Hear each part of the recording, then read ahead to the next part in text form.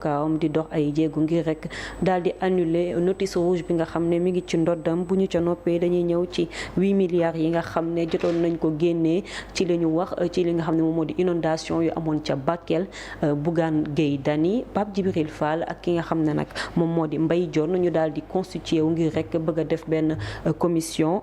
d'enquête parlementaire ngir rek daal di seetal boobulee xaalis ndax dañoo jàpp ni xaalis boobu noonu duggul fa mu warutoon dem te nañu leeral fan la war a mën a dem. donc daal di nañu waajal seen plainte yóbbu ko pôle judiciaire financier. ginnaaw loolu tamit ñu daal di wax ni dañuy saisir li nga xam ne moom moo di cour suprême ngir rek taxe bi nga xam ne bëgg nañ ko yokk muy 1% ci liquidité yi nga xam ne dafa nar a métti ci askan wi nee nañ ba tax na dañu nar a taxaw ngir rek génne boobulee taxation. Babacar.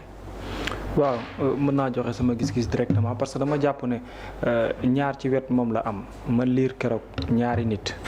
benn détail bi moo ma réer mais mënaguma ko maa ngi koy bëgg pour retrouver ko mais malheureusement dama lire également sur le quotidien yéenekaay mu lim barki démb ne l'État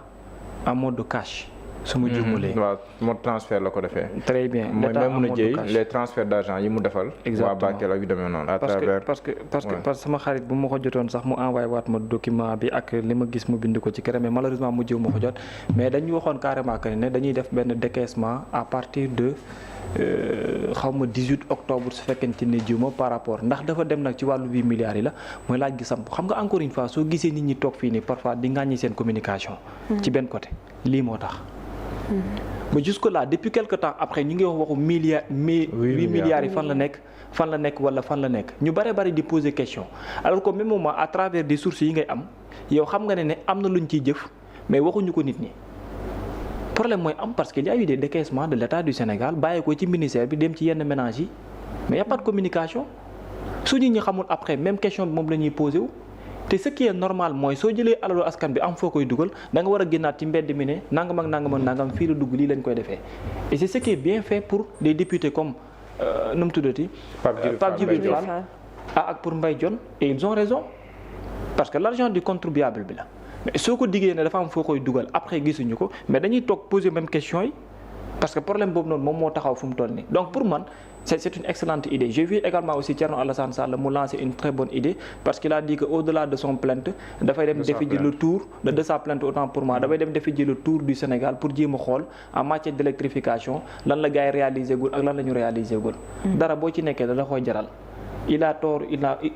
wala il a raison loolu leneen la mais pour man ce qui est de ton travail na nga ko def ca na mu waree mais pour man li mu mujjee nii loolu la waroon jiital ba noppi après doo ko daanelee ci ay plainte ak yeneen c'est important nag beneen bi ci tegaat aussi mooy que ne y a Pape Djibril Fall il y a Mbaye Dione pour man c'est bien que boo gisee quelqu'un boo xam ne jàpp na ne ci l'argent du contribuable am na noo xamante ni lu demewul ak yoon la ngeen jéem a topp pour xam parce que ña war a wax pour nit ñi xam lan moom moo xew ñooñu waxuñu donc c'est bien normal que ñoom aussi ñu nekk ay député activé wu ne dañuy def seen kéem kattan pour ñu mën a xam nangam ak nangam fan la dugg parce que lu ñu diggee woon la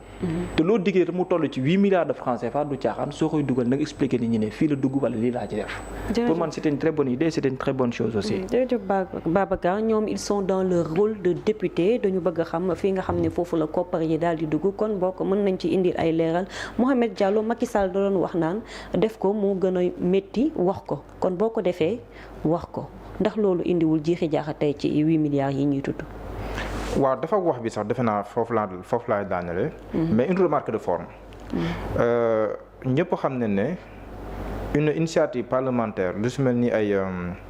commission d'enquête parlementaire mënul prospérer bu nekkee ne l'affaire est devant la justice te da ngay gis ne que gëm sa bopp moom moo porte plainte devant la justice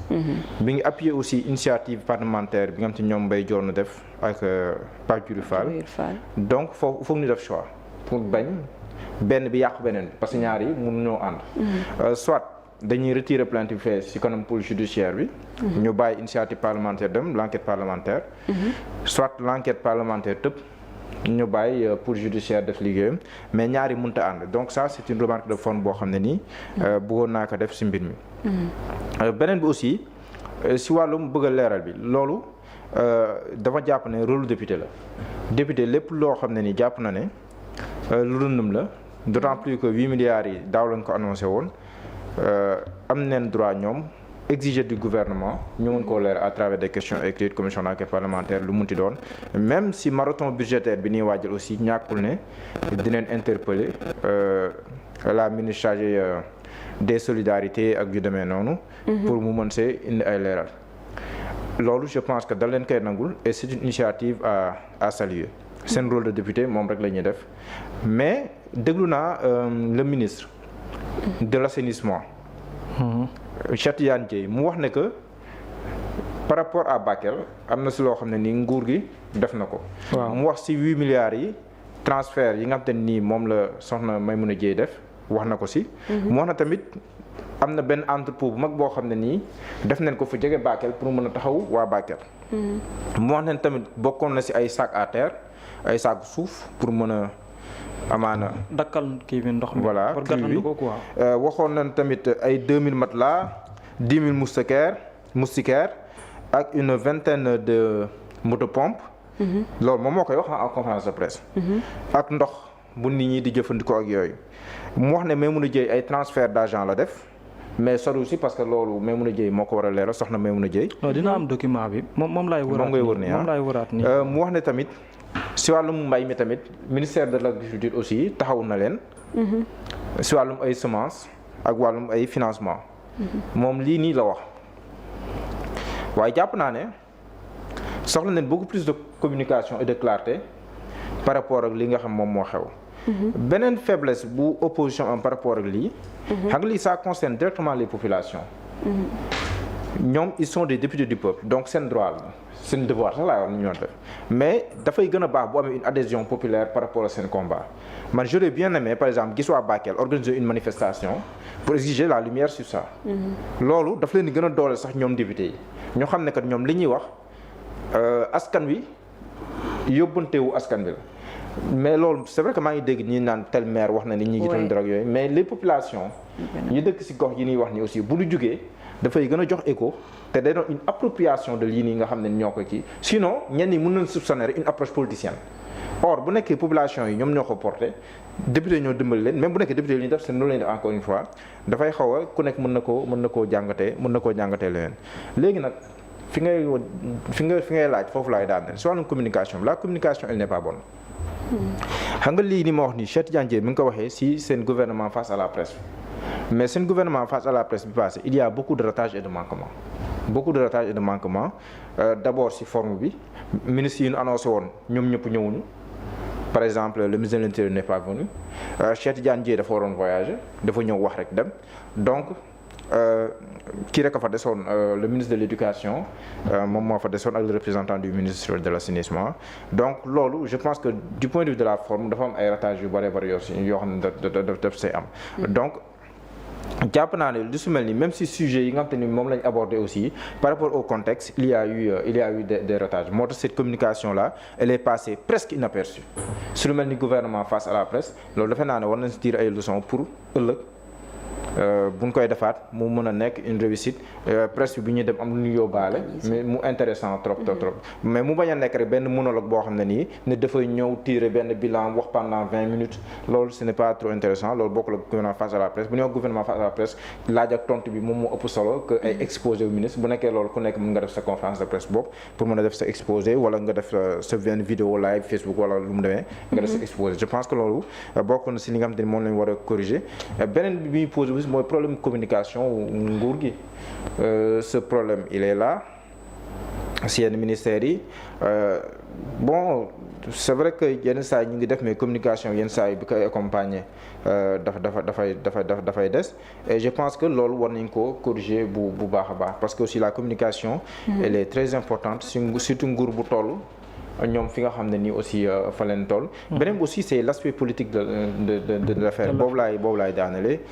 dañoo gis ne que par exemple man dama jàpp ne la garde rapprochée du président du parti parce que politique laay waxee. ba léegi nii dafay am loo xam ne nii par rapport ak na mu meloon. dafa wàññi bu baax boo gisee quelques personnes ñoom ñooy porter la communication du point de vue politique boo limee Waly Diouf Bodian lim Dame Mbodj lim peut-être benn Cheikh Bara Ndiaye après ñi nga siit ak du bari su lu mel ni mouvance bu nekk au pouvoir fan la problème bi nekk yenn saa ne parti au pouvoir dafay am jafe-jafe yooyu maanaam boo xasee ba falu am ay nomination yoo def yenn saa ay frustration mun na am yenn saa yi ñenn ñi seen image dañuy gën a gérer que ñeneen parce que yàppa ne ay ministre leen wala ay DG leen seen image dañuy gën a gérer nguur boo gis dafay am difficulté yooyu noonu yenn saa yi quelques rares personnes ñoom ñooy distingué wu di wàcc ci suuf di def le combat politique président Macky Sall amoon na difficulté yooyu moo tax dans les moments difficiles daanaka ñi ngay gis su bari boo xoolee par exemple lors des événements de mars 2021 daanaka ñaar nit dong doon gis APR muy Abdou Mbow ak Pape Malick Ndour ñoom ñaar dong doon gis boo xool ñoo mës a taxaw sax ñoom ñaar ñoo doon taxaw jamono parce que jamono yoo wax métti woon ñoom ñaar noonu nekkoon sur président Macky Sall surtout Pape Malick Ndour je me rappelle un samedi amoon na benn jamono yi bii tension yi di métti dëggantaan un samedi ñu def fii benn émission bu amoon solo jamono jooju noonu sur les événements ak yooyu noonu te jamono je pense qu'il n'était même pas encore ministre mais loolu DG du Prodac waaw il était coordonnateur du Prodac loolu nguur bu nekk au pouvoir dafay am difficulté mais dañ koy gérer parce que à 2 ans quand même il y a des choses à gérer politiquement pour mën a faire face politiquement sinon bu ay crise ñëwee dablaag yu demee noonu mën na la rattraper te loolu tamit day doon loo xam ne nii bu la fekkee situation bu inconfortable le leader du parti mënul chaque fois di jën di porter le combat dootul nekk parce que il est premier ministre waratuñ ko exposer trop donc il doit y avoir d'autres personnes yoo xam ñoom ñooy nekk si wetam El Malick Ndiaye mënatu ko il est président de l'Assemblée nationale il peut pas le faire tout le temps ñenn ñi ñoo ko war a def compliqué ñenn ñi ñoo ko war a def te il faut ñuy futteeku di kii di ko def sinon bés bu opposition bi jógee dëggantaan maa ngi nuyu Aba Mbaye keroog li ma wax si opposition bi neexu ko maa ngi koy nuyu mais encore opposition am na fi mais bés bu opposition bi jàppee loxo dëggantaan tombé crise amul demee noonu ñaanuma ko yàlla parce que njàmm laa yéene réew mi demee noonu wala situation inconfortable pour nguur gi mën nañu am ay difficultés bu dara changé wu si diggante bi. am na solo Mouhamed jërëjëf ngir tëj ponk boobu Babacar gëm sa bopp dañoo nar a def benn constituer benn pôle d'avocat bu nga xam ne moom la ñuy daal di yóbbu Cour suprême ngir daal di contester li nga xam ne moom moo di taxation 1% bi jëm ci wàllu paiement par liquidité. waaw yàlla leen ci yàlla dimbali. mooy si transfert yi. waaw transfert yi. yàlla na antu loolu moom xam naa ne liñ ci war a wax bari na parce que 1% yi moom askan bi du ko attendre parce que jamono jii nii ñu ngi ci seen ndox mi ngi ci seen suufu bakkan loolu moom bu ñu ko ci tegee moom mooy day nuur seen bakkan rek. waaw loolu kay déjà mat na fu mu toll nii parce que ñu ngi ci exécution bi depuis longtemps je pense que il en avait parlé expliqué woon nañ par rapport ak li nga xam moo des plans de postériorité bi ñu jàpp ne moom lañ ci waroon mën teg mais c'est bien également aussi ñoom sont des politiques ñu activé wu ci benn sens di wane nañ ci wetu askan bi c'est une bonne chose bonne chance. ay am nga yaakaar mu antu. ndax lan antu. plainte boobu ngir ñu mën a annuler taxation bi. déedéet. positif aussi daal. yaakaaruma ko de dëgg yàlla. baax na li am solo si wàll boobu daal li ci am solo daal mooy sont des politiques et ñu ngi dénoncer. ñu ngi waaw. ba pare li ma gis daal li am solo mooy askan wi fiat ñu ngi paree dégg. dinañ paree accompagner nguur gi. fiat nguur gi li mu leen digal ñu ngi siy jiitu. par exemple fu mu toll nii en France le débat qui se pose mooy les anciens premiers ministres. li leen di jox dañ ko wàññi wala mu dakk les avantages yi ñoom parce que jàpp nañ ne ça coûte cher à l'État. même mu nekkee boo ko takkee du régler problème yu bari wala si France mais discussion maa ngi dégg ku mel ni l'ancien premier ministre français tamit def ay sorties yu bari dina ñëw Bernard Cazeneuve moom may teree wax turam